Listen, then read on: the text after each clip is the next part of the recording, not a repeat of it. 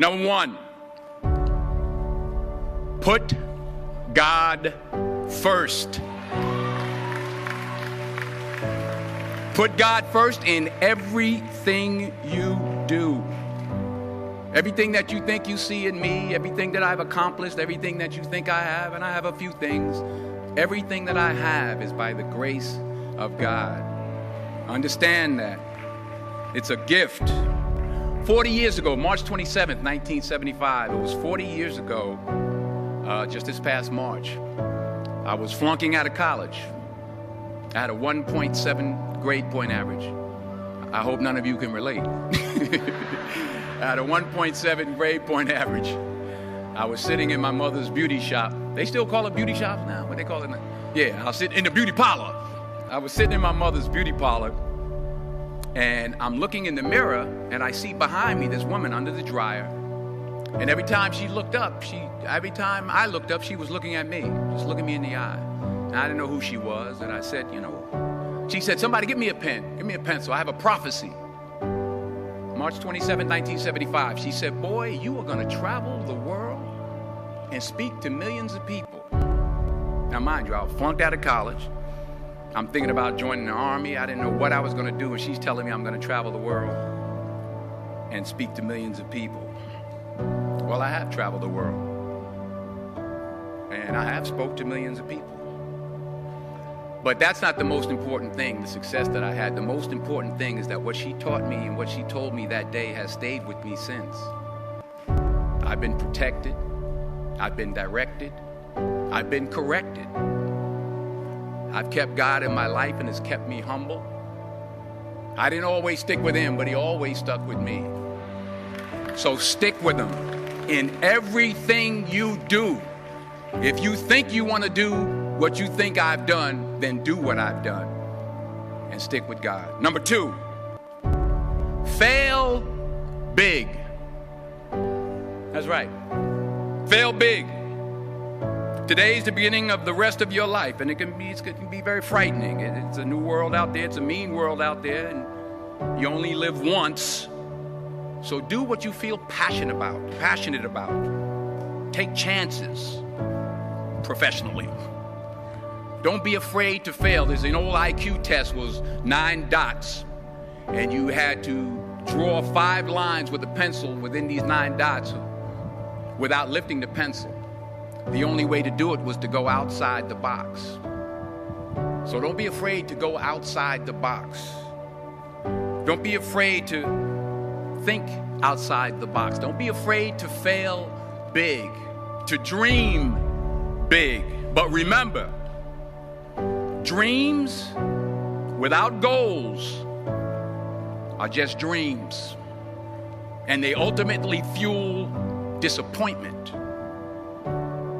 So have dreams, but have goals. Life goals, yearly goals, monthly goals, daily goals. I try to give myself a goal every day. Sometimes it's just to not curse somebody out. Simple goals, but have goals. And understand that to achieve these goals, you must apply discipline and consistency. In order to achieve your goals, you must apply discipline, which you've already done, and consistency every day, not just on Tuesday and miss a few days. You have to work at it every day. You have to plan every day. You've heard the saying, we don't plan to fail, we fail to plan. Hard work works. Working really hard is what successful people do. And in this text, tweet, twerk world that you've grown up in, remember, just because you're doing a lot more doesn't mean you're getting a lot more done.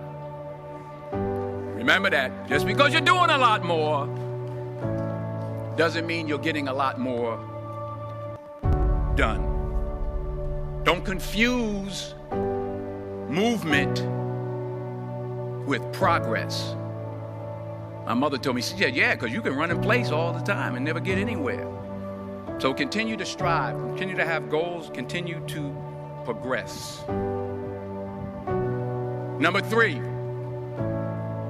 you'll never see a U-Haul behind a hearse. I'll say it again. You'll never see a U-Haul behind a hearse. I don't care how much money you make, you can't take it with you. And it's not how much you have. It's what you do with what you have. We all have different talents. Some of you will be doctors, some lawyers, some scientists, some educators, some nurses, some teachers. Yeah, okay. Some preachers. The most selfish thing you can do in this world is help someone else. Why is it selfish? Because the gratification, the goodness that comes to you, the good feeling that I get from helping others, nothing's better than that. Not jewelry, not big house I have, not the cars, but it's the joy. That's where the joy is, in helping others. That's where the success is. Finally, I pray that you put your slippers way under the bed tonight, so that when you wake up in the morning, you have to get on your knees to reach them. And while you're down there, say thank you for grace. Thank you for mercy. Thank you for understanding. Thank you for wisdom. Thank you for parents. Thank you for love. Thank you for kindness. Thank you for humility. Thank you for peace. Thank you for prosperity. Say thank you in advance for what's already yours. That's how I live my life. That's why I am, one of the reasons why I am today. Say thank you in advance for what is already yours. True desire in the heart for anything good is God's proof to you, sent beforehand to indicate that it's yours already. I'll say it again. True desire in the heart, that itch that you have, whatever it is you want to do, that thing that you want to do to help others and to grow and to make money, that desire, that itch, that's God's proof to you, sent beforehand already to indicate that it's yours. And anything you want good, you can have. So claim it. Work hard to get it. When you get it, reach back. Pull someone else up. Each one, teach one. Don't just aspire to make a living. Aspire to make a difference.